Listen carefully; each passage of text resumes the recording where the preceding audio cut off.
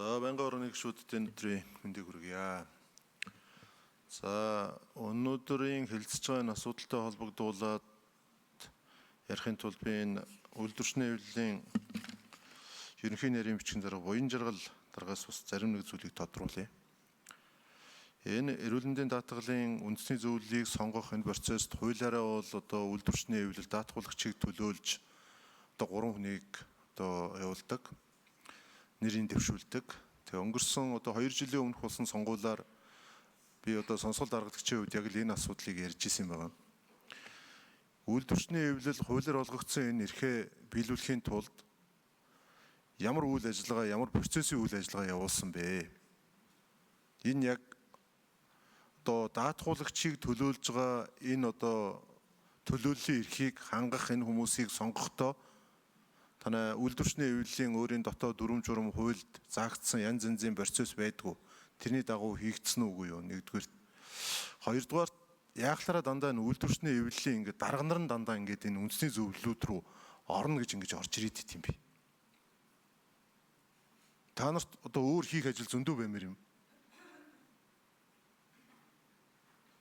Одоо ингээд би бас 2 жилийн өмнө хэлж л байсан үйлдвэрчний хэвлэл өөрөө ямар том байгууллага үлээ зөндөөл ажил байгаа та нарт. Тэгээ ингээд дарга нар нь үндэсний зөвлөл рүү ингэж орж ирээд тэгээ процесс нь яг яваад энэ даргыгаа бүгдээрээ ингээд танах ямар процессор явуулаад яад дэмжсэн бэ гэхээр одоо бид нар ингээд хоорондоо ярьж байгаа шийдсэн юм а гэдэг нь бөөрөнхий юм хэлээд тэгээ дараагийн удаа бол та бүхэн бити ингээрэй гэсэн тэгээ өнөөдөр дахиад та нар одоо дэд ерөнхийлөгчөө оруулаад ирж байна. Би бол хүн яриаггүй зүгээр албан тушаалын ярьж. Тэгэхээр одоо үйлдвэрчний хэвлэлийн энэ салбарын үйлдвэрчний хэвлэлүүд идэвхтэй үйл ажиллагаа явуулдаг. Тэгээ энэ үед одоо тэгээд эн чинь даатгуулагчийг төлөөлж байгаа энэ процессыг сонгохдоо яаж явуулсан юм? Ягаад одоо дандаа ингээд дарга нар нь ээлжилж ингэж орж ирээд идэм бэ? Гэдгийг би зүгээр тодруулж асууя. 2 жилийн өмнө хариулжсэн тэр хариулт чинь протокол дээр байгаа бах. Дараагийн удаа илүү ил тод явуулнаа гэдэг ийм зүйлийг хэлээл явуулжсэн шүү дээ. Одоо тэр чинь бах байдгаар явна шүү дээ. 2 жилийн өмнө худлаа ярьсан юм уу гэж би асуух гэж.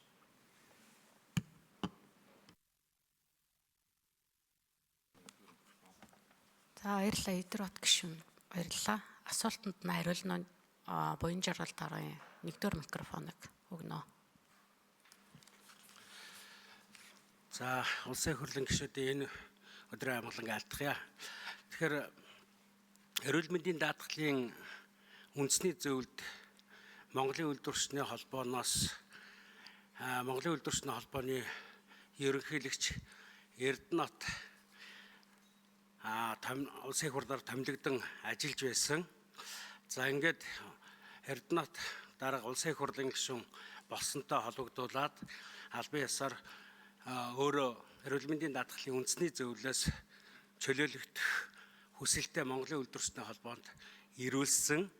За үүний дагуу бид эрүүл мэндийн даатгалын үндэсний зөвлөлийг эрцээг бүрдүүлэх, эрүүл мэндийн даатгалын үндэсний зөвлөлийг бүрэн бүрэлдэхүүнээр нь ажиллах боломжийг одоо хангахын тулд эрүүл мэндийн даатгалын тухай хуулийн 14/22-т зааснаар даатгуулагчийн олонхын эрхшээ хамгаалсан одоо байгууллагаас нэр дэвшүүлснэ гэсний дагуу бид Монголын үйлдвэрчний холбооноос нээлттэй сонгон шалгаруулалтыг зарласан.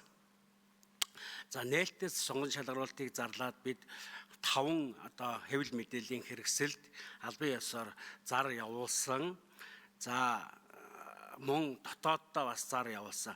Монголын үйлдвэрчний холбоо өөрөө дүрмтэй байгууллага. За энэ дүрмэнд Монголын үйлдвэрчний холбоо их хурлаараа дүрмээ баталдаг.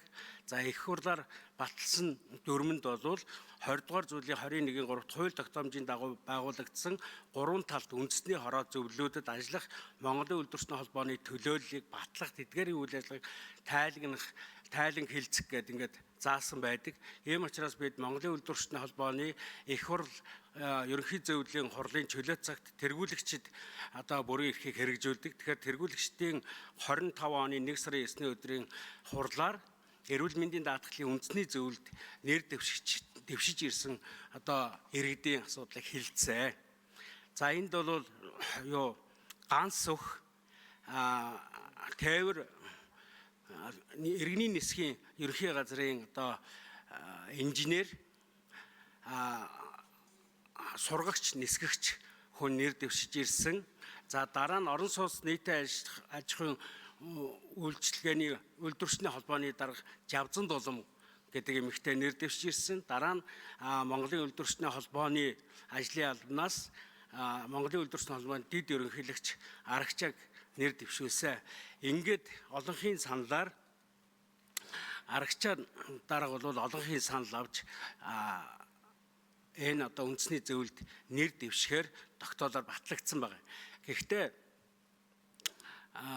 гишүүний асуусан асуултанд тодтогч хариулахад Монголын үйлдвэрчний холбооны одоо ерөнхийлөгч, дэд ерөнхийлөгч, ерөнхий нарийн бичгийн дарга гэдэг 3 албан тушаал бол Монголын үйлдвэрчний холбоог одоо гадаад дотоодод төлөөлөх ийм дүрмээр олгогдсон эрхтэй.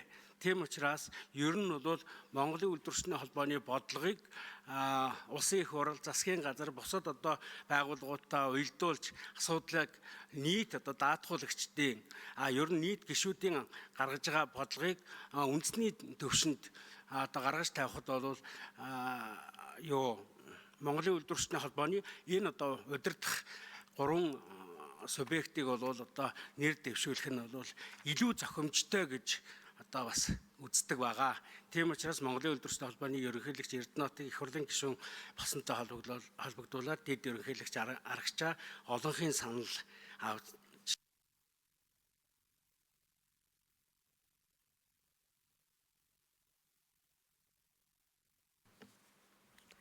За баярлалаа.